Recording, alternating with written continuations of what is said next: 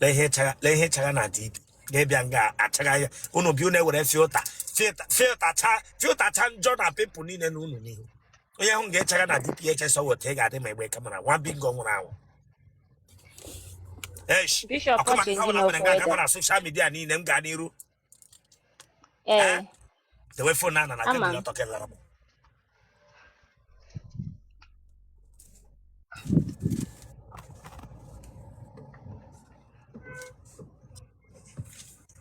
Bianso.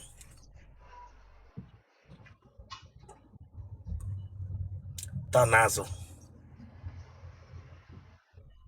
Akoko. Ke Hirosha. Loto Ogaragama brought Lendosha. Ndosha Pentecostal. Turn off front to Chile Cabago, Koheka Wazo. Look at. Elephant go one.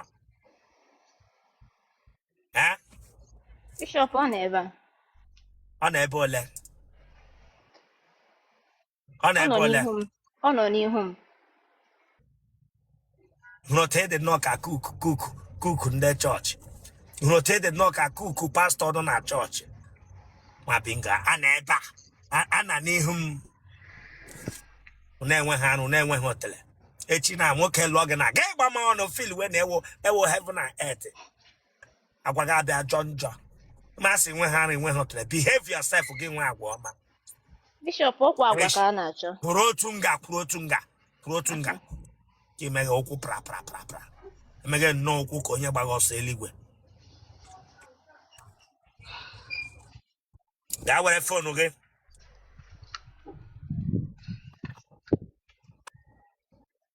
Ịdị afọ ole? 30. Dewe phone a n'ihu gị. Onye hụ gị na ọ gaghị masị ka kpọla. Dị 30. Ga niile ọkpụkpọ na. Ọkpụkpọ gị niile na. Asị gị dewe phone a n'ihu. Chekwa ọchị gị, ịchị ọchị gị, bring you time. Adi ma chọọchị. Ị nọ 30 years. Ele ya amụrụ gị. 1998. Which month? August. Kebish na watch him. Lagos. Gịnị ka ị na-arụ? Okay. Na-arụ real estate, na manage apartment, na-emekwa some productions. Like liquid soap, shampoo, conditioner. Were phone atị n'ihu gị. Ị na-manage onye? Enwere m apartment ndị nna manage into real estate. Anyị na-elekwa ụlọ na-ịchọkwa igwe ụlọ ma ịchọ ịga ana. Nnele ya amụrụ gị. Sir? Ema ya amụrụ gị. Anụ m ihe ikwu, okay, 1998, sir. 1998 ọ ya wụ 30 years. Ọ na-abazi 31, sir. Ọ na-aba 31. Sorry, gbaghara m iwe we na gị, sorry.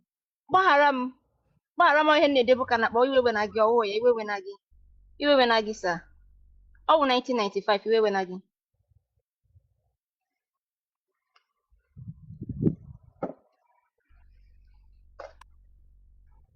Gbaghara m biko, nwụ bụ ihe na-edere mmadụ, iwe we na gị.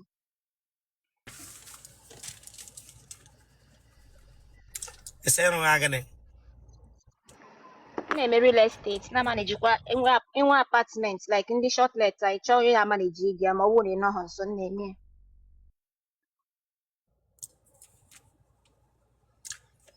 Ele ihe iji etege bleaching cream? Mba, aga m ete bleaching. Aga m ete dị ude sef. Aga m ete ude. Ọ just echange m environment so the mmiri na-eme enye m. Nne gị na nna gị ọ dị ndụ Chineke agbaghị ọkụ ma gị ma environment? Ha dị ndụ. Ele ihe mere na iji nọrọ ugbo elubeghị di? Ele ihe ifuru n'ọhịa wụ the cause ọwa agwa gị ka ọwụ agwa gị adị mma ka ọwụ na ị nwere ihe ushi gị n'ahụ ka ọwụ datịna ịmaghị otele ata? Ele ihe ifuru n'ọhịa wụ the cause mere iji nọrọ by this time di abịa. Bishop ebidoro mmewe enyi n'oge, so efilu m na ya ka ọsọ ebidoro mmewe enyi n'oge. Ifi n'ọhịa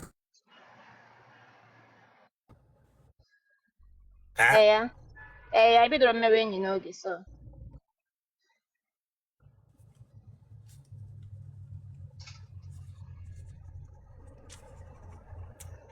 ka agwa ọjọọ ma anyị nwere ọ ga-awụ nwoke chọpụta echi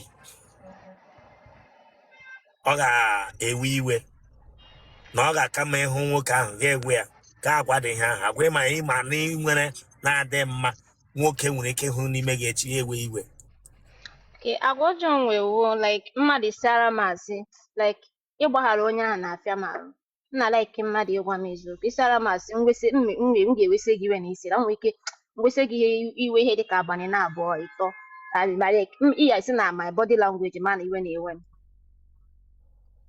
ọka ị nwere mmụọ ị na-agbaghara ndị mmadụ no just iwe m anaghị agafe abalị na abụọ mba ọ just mmenye gị ofere just abalị na abụọ ka ị nwee ike ịmata na ihe mere adịghị mma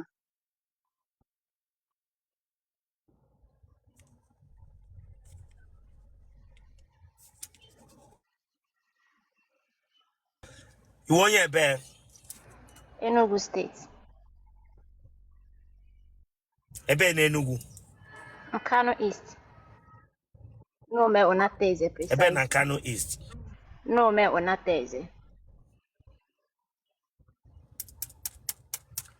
na family unu nwere onye isi na-adịghị mma n'ọdị ya mba kwa enwela onye ohi egburule na family unu mbụ mba kwa ndị be ahụ ezoghị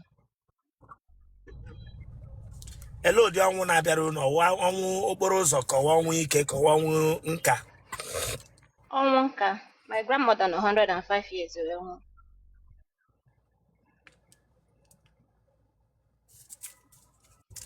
iji anyụ oke nshi ma ị baa toilet gị nọrọ nga ahụ anyụ nshi ka nshi ọ dipendị ka o si kpaa m ọ kpaa m nke nnukwu nye ọ kpaa m ka obere nye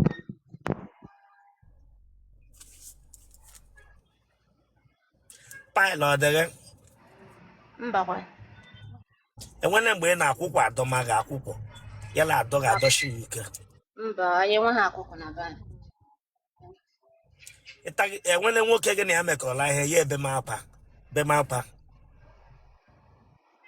mba obogodo akwa ya na-ebe bụ mebi nna ị na-atọ ụtọ something like that enwere nwoke gị na ya mekọrọ ihe ya ebe akwa akwa nwụ ka akwa iwe amaghị m nke ị na akwa ọwụla wa akwa enwere nwoke tiri gị agbụ n'ike bụ immediately ebe m akwa obere obesiri ka obere ele akwa ole otu o si na-ebe dị akwa ngwa be dị akwa obere ya ọ jọsi na-ebe igwugo m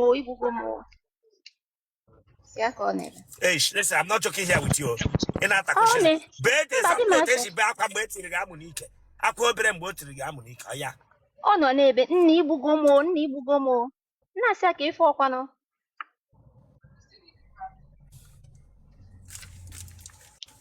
Nwa Agboghobia Otele bụ ogwu ogwu ya ma nwoke ahụ etiwe mkpu igbugo m kemgbe e betara akwa ahụ n'isi gị gaala labụ Otele mba ana m aga labụ Otele a na-aga ọfụma m na-aga every half year na-aga enwele dem yo hem jụrụ gị hem nedere asị m ajụ gị maka gọọmenti nwoke bere akwa n'isi gị bịa igbugo m ma ma okwu nọ gị n'Otele dụrụ ya n'amụ ma ma okwu nọ gị n'Otele dụrụ ya n'amụ ị bịara nga bịa bega ọ na ị na-atọ ụtọ ịtọ ga gbụtụ gbara dem yo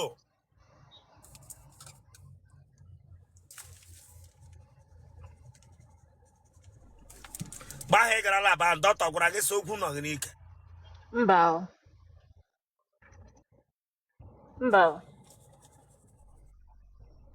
labụ ị gara dọkịta hụrụ ya ka ọ wụọ ịjọsụ gara onwe gị labụ m gara n'ezigbo ụlọ ọgwụ ha na-ese ndị ha rizọt n'ime dọkịta hụrụ ya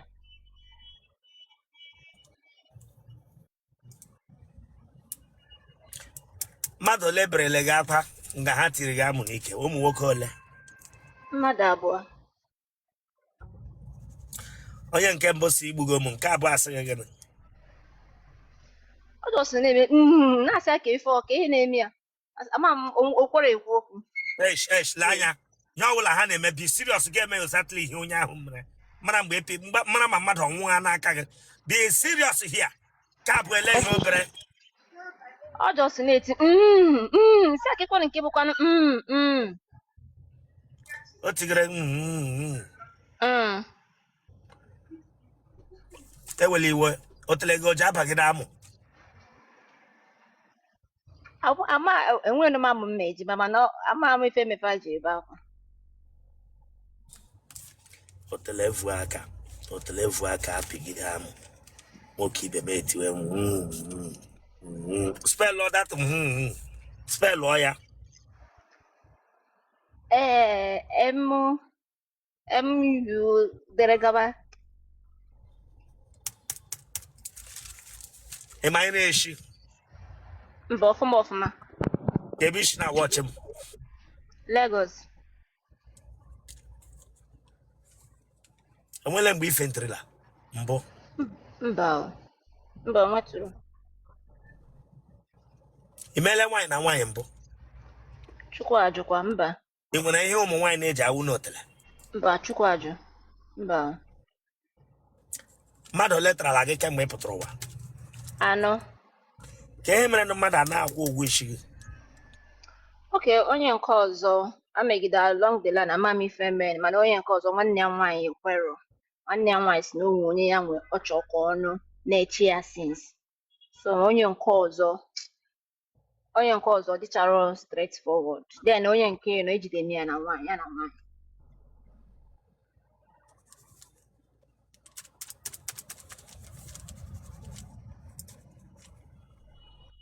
Hello, the amụ ị na-like. Ha mụ niile wụ amụ na. Onye gwara gị sa amụ niile nwa amụ nwa bingo. Don't compare my amụ with amụ onye ọdọ. Nwa bingo nwụrụ amụ. Masị nwụrụ amụ a na-ebe ugwu. Nwa amụ ebere ugwu. Masị nwụrụ amụ. Then you don't compare my amụ with amụ ọdọ. Amụ niile with you amụ niile nwa amụ. Asịghị ede ndị ugwu shaka n'ọnụ. Gbopụ asụ. Bara ga abịa gwa m sa amụ niile nwa amụ. Onye gwa gị sa amụ niile nwa amụ. Masị nwụrụ amụ lakịra vitamin A. Masị nwụrụ amụ nọ lakịra vitamin A. Chineke agbaghị ọkụ. Masị nwụrụ amụ niile amụ ndị dọhịa nwere low sperm count. Bishop enweghị m agba amaghị ọnụ m. Nwa bingo. Awu ime iti amụ wo. Masị nwụrụ amụ wo yala nwaanyị nọ ya agwụgwa ya sista bee ya ka o bilie. Sista bee ya ka o bilie. Braga bee gwam samụ niile nwa amụ. Sorry sir. Ewe na gị. Ele size amụ ị na-like. Just ka ọ dị moderate ya dị na ebu n'ibu ya dị moderate. Nwa Agboghobia ja like amụ ụmụ secondary school. Amụ ụmụ secondary school.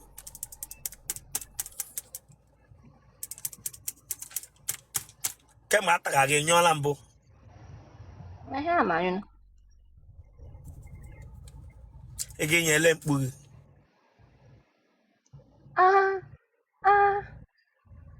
Ọ bụrụ na ị ma ya eme ntisibe ya ihe. Genotype gị. AA. Blood group gị. O positive. Kpọọ phone number gị. 070. Ịwọchịchalịa kwa izu ole ike ịwọchịchalịa. Mana ịdị wicked. Come on, subscribe for that place. So you can subscribe for Chineke agbaghị ọkụ.